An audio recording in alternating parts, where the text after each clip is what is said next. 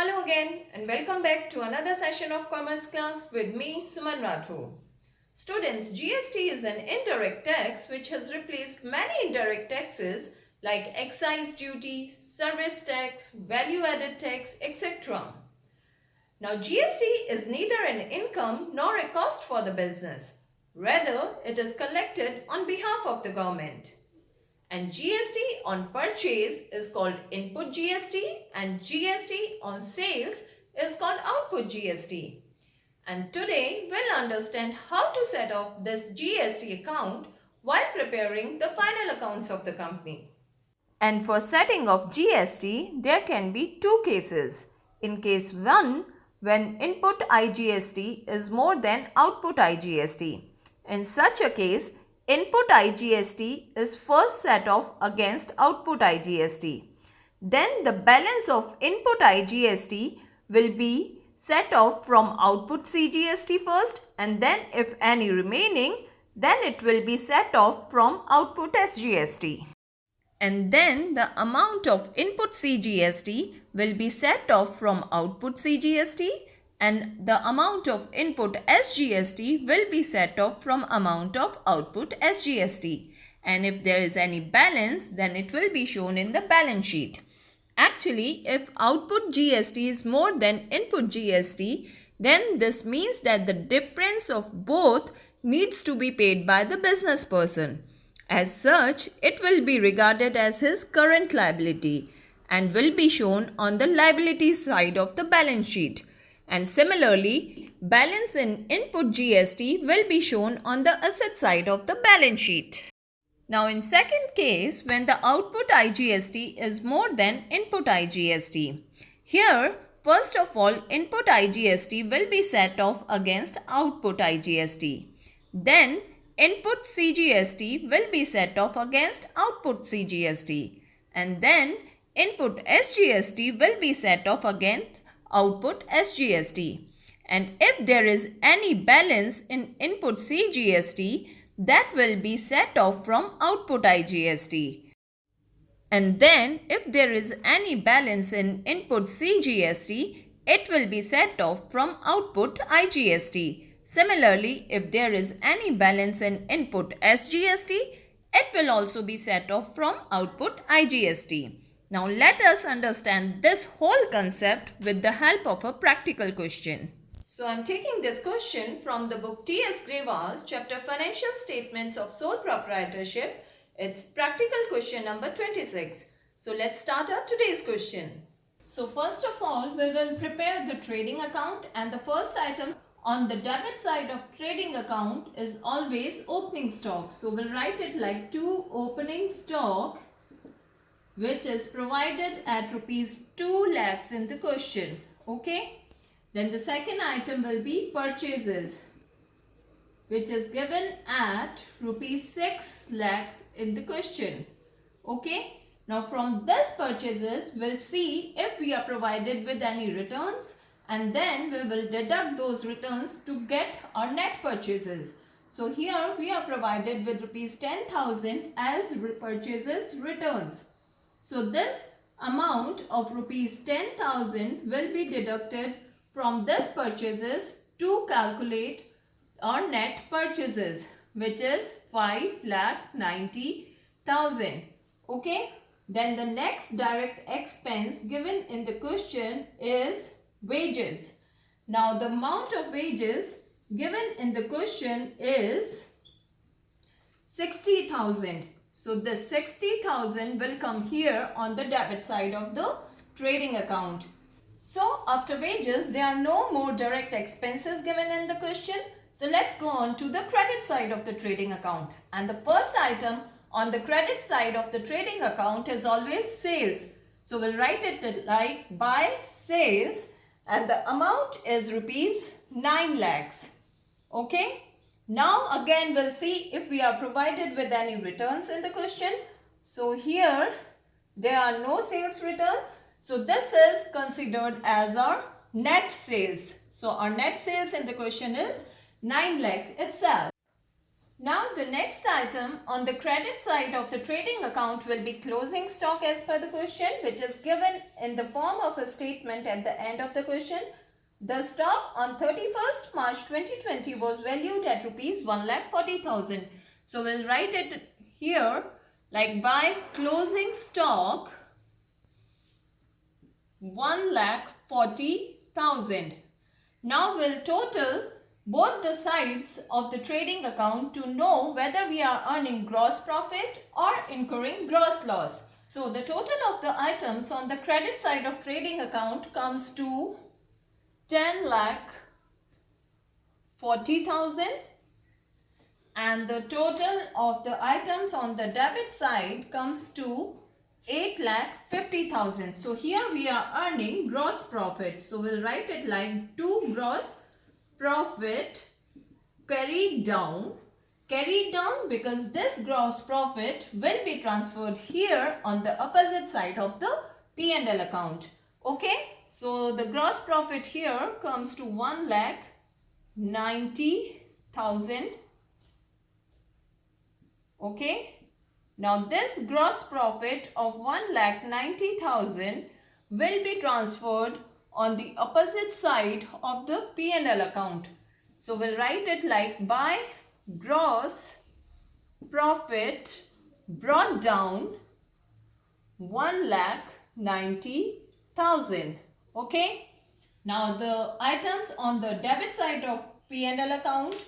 So the first item on the debit side of P&L account is trade expenses. So we'll write it like 2 trade expenses, which is given in the question at rupees 30,000. Then the next item is 2 repairs. Now repairs is also an indirect expense, so it will come here on the debit side of the profit and loss account, which is given at rupees 10,000. Then the next item will be 2 discount allowed, which is given at 8,000. And the next item is 2 bad debts, which is 4,000. Okay. So after recording all the indirect expenses on the debit side of profit and loss account, let's go on to the credit side of the profit and loss account, where we will enter all the indirect incomes of the business. So here the first item given in the question is by interest received, which is given at rupees 10,000. And the next is by rent received at rupees 12,000. Okay. Now recording all the indirect expenses and income, we will total both the sides of profit and loss account to know whether we are earning net profit or incurring net loss. Okay. So the total of the credit side of P&L account comes to 2,12,000. So the total of items on the debit side comes to 52,000. So here we are earning net profit. So we'll write it like 2 net profit. Now here you can write it like transfer to capital account. Okay. So this net profit will be transferred or will be added to the capital account in the balance sheet. So the net profit here comes to 1,60,000. Okay. So this is how we prepare trading and profit and loss account. Now time to set off our GST account. Okay. So here for setting of GST, because output IGST is more than input IGST, so we will follow the second case from the cases that we have discussed earlier in this video. Okay. So first of all, we'll write output GST and we'll mention the amount here in their respective columns. So here it is 15,000 IGST, then 5,000 CGST and 5,000 is SGST. Now from this we will deduct input IGST. Okay. So input IGST that is given in the question is rupees 5,000 only. Okay. So we will deduct 5,000 from this 15,000. So the balance here will be 10,000, 5,000 and 5,000. Now because our IGST is all done, so this amount of rupees 10,000 will be utilized for setting of CGST first, and then the balance will be utilized for setting of SGST. Okay. So now we will deduct, let's write balance here. Okay. And from this balance, less input CGST and SGST. Now as our IGST is all done here, so this balance of rupees 10,000 will be utilized for settling down or for setting off this SGST and CGST. Okay, this is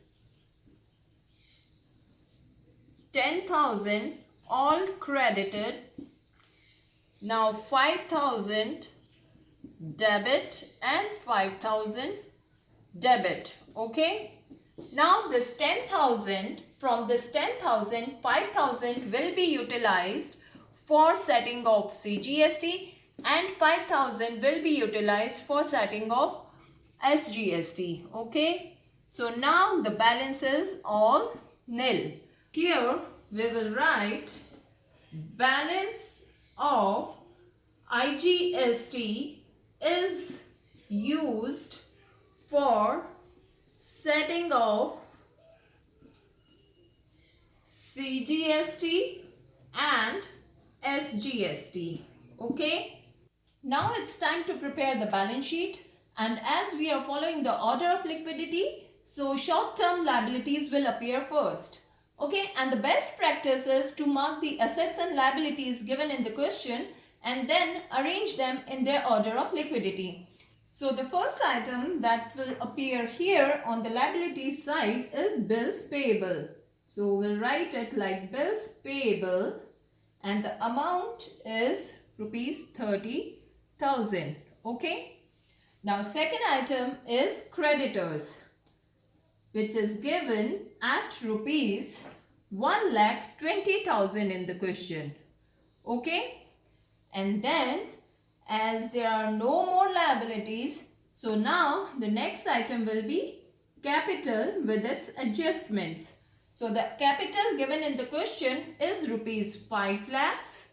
Okay. And then to this 5 lakh rupees capital, we will add the net profit that we have calculated through our profit and loss account, which was rupees 1,60,000. And from this, we will deduct the drawings, which is given in the question at rupees 10,000. Okay. So the net amount of capital is rupees 6,50,000. Okay. Now the items on the asset side. The first item on the asset side will be cash at bank, which is given at rupees 2,50,000 in our question. Then the second item will be bills receivable. Now this bills receivable is given at rupees 40,000. Okay. The next is debtors. Debtors is given at rupees 1 lakh. Okay. This closing stock, which is given in the form of the statement at the end of the question, 1,40,000. Okay. Then next will be furnitures and fixtures at rupees 50,000. Okay. Then the next item will be land and building. Land and building, which is given at rupees 1,20,000. And the next is, or the last is, plant and machinery. Now this plant and machinery is given at rupees 1 lakh. Okay. Now we'll total the items on the asset side and the liability side, and always remember that the total of items on both the sides should always match. Okay, so here the total of liability side comes to 8 lakhs. Okay, and the total of items on the asset side comes to 8 lakh. Okay, so it proves that we have done it all right. Okay. That's all for today. Thanks for staying in tune, and don't forget to like and subscribe my channel. Thank you and goodbye for now.